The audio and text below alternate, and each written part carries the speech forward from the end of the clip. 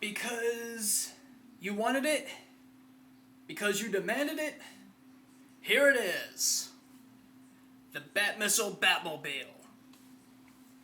Released by Kenner as part of its Batman Returns promotion in late 1992. This wasn't the first Batmobile to be released in the Returns line. The leftover stock from the Dark Knight collection was repackaged in a Batman Returns box. And that Batmobile I've already reviewed as my Dark Knight collection Batmobile. It's unknown why this wasn't released at the time of the movie. It could be that... Actually, I think it is well known. I think Kenner just wanted to make sure they sold off the rest of their Batmobile stock before they released this thing. Although there are some tales that say that this Batmobile was held off because it simply wasn't ready yet at the time of the film's release, or that they wanted to release it in the fall because they didn't want to give away the surprise of the Batmissile. Whatever, it just really wasn't released until the fall, late summer, fall. And because of its limited release, it is highly valuable on the secondary market. In fact, I've seen mint and sealed boxes go up between $200 to $250. This I've had since I was a kid. It was a favorite of mine. And you can even see it's got the $21.99 price sticker still attached. Back of the box shows what figures that you could collect in the line, including such fan favorites as Deep Dive Batman, Arctic Batman, and some rehashes like Thunder Whip Batman and Power Wing Batman.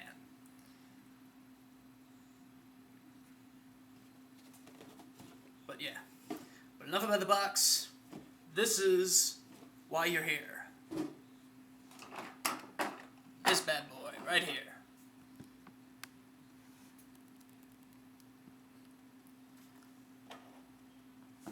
Alright.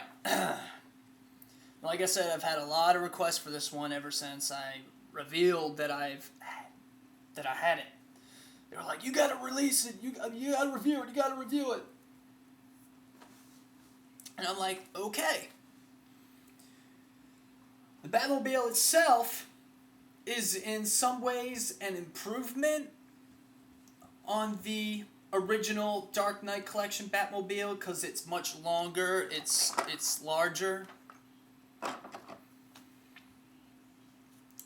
When you open up the cockpit, you don't have to fight Batman to sit in it. He sits in it very comfortably.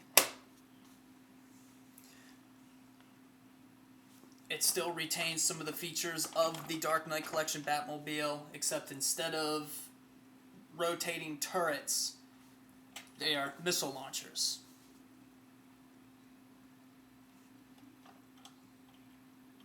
Very nice firing projectiles.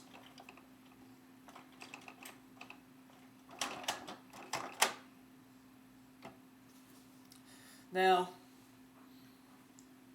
Kenner really pulled out all stops for this thing.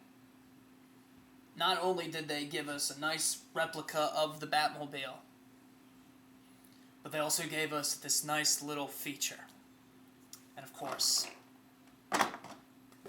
this is what you wanted to see. I don't think this vehicle has ever been reviewed on YouTube,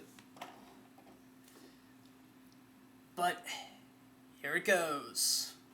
You push this little beige, bronze, however you want to call it, this little button right here, push it down, and pow! The sides split apart, and what we have underneath, the Batmissile.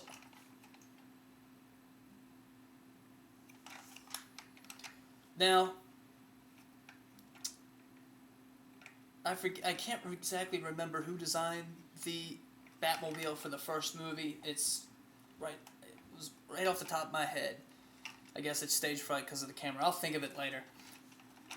But when he decided to update it for Batman Returns, they still had to use that same expression and his style in the first movie. You know, we have to make it look like a 30s hot rod, but with the sleek and lower Stingray models of the 50s and 60s. And this is what they came up with. And Kenner did a very nice job replicating it. There are some things about it that when it's put back into the Batmobile that it's very distracting, like in when it's the two sides are pushed back together, you're missing the fender or vent exhaust, wherever these things were. You're missing the vent exhaust.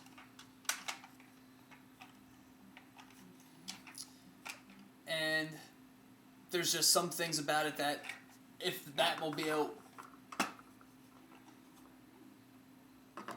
is also kind of sized up well, when you have this little exhaust panel here, I think that's what it is. It lines up very nicely with this. See, almost exactly. It's got 4 rolling wheels. These are stationary. They don't do nothing. Each one's got their own little hubcap. Kenner spared no expense on this thing. It's well worth the $21.99 price tag of 1992. However, in the driver's seat, we got a nicely detailed driver's seat.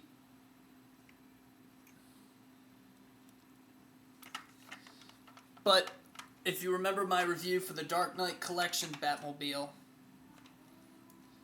they had a mess of labels for the interior.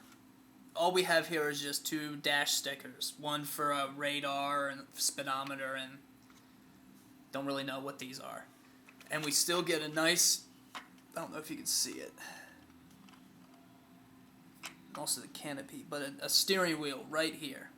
It's a crappy camera, and the lighting's bad. Now, this would also be the very last Batmobile that would ever have the steering wheel. Kenner stopped producing Batmobiles with steering wheels for some unknown reason. Guess they figured it was an unneeded expense. And it really takes away from, well, what's the illusion? How's Batman driving the car? And another thing I love is this little track here.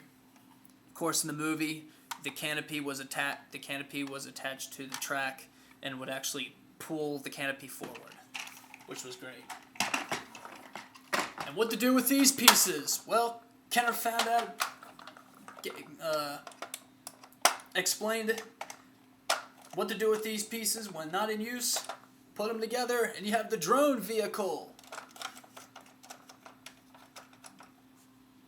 complete with firing missile launchers.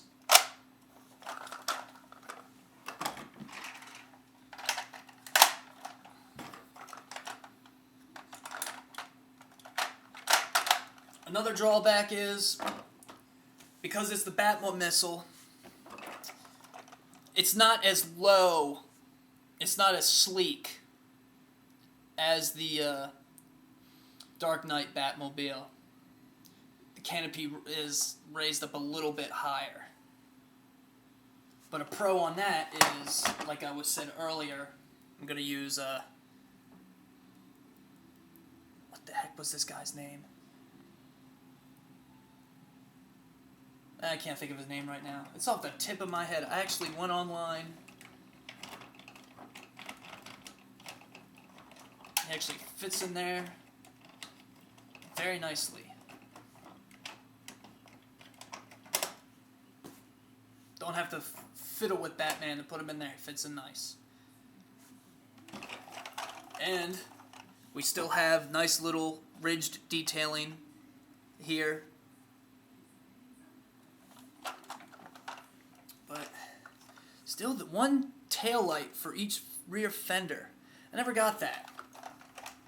But other than that, if you can find one at a decent price, I'd say go ahead and get it. It's a very nice Batmobile. It's not my favorite, but it's definitely up there. So until next time,